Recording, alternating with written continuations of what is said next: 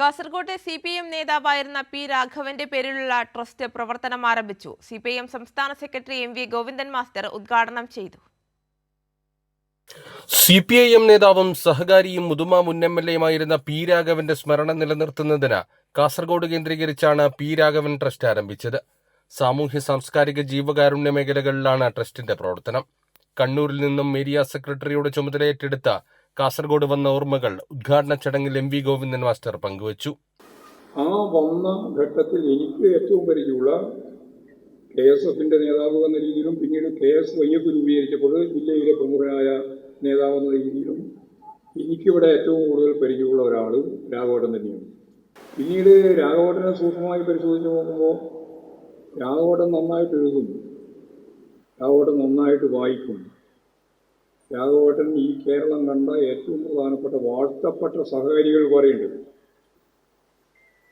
പക്ഷേ രാഘവേട്ടനോളം സഹകരണ സംഘങ്ങൾക്ക് രൂപം നൽകിയ മറ്റൊരാളും ഈ കേരളത്തിൽ പകരം വെക്കാനില്ല എന്നുള്ളതാണ്.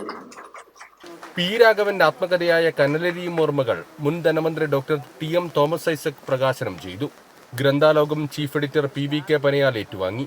പി രാഘവനെ കുറിച്ച് തയ്യാറാക്കിയ 1.5 മണിക്കൂർ ദൈർഘ്യമുള്ള ഡോക്യുമെന്ററി CPM ജില്ലാ സെക്രട്ടറി MV ബാലകൃഷ്ണൻ മാസ്റ്റർ പ്രകാശിപ്പിച്ചു. MLAമാരായ NA Nellikkunnu, E Chandrasekharan, CH Kunhambu, M Rajagopalan തുടങ്ങിയവർ പങ്കെടുത്തു. കൈരളി ന്യൂസ്, കാസർഗോഡ്.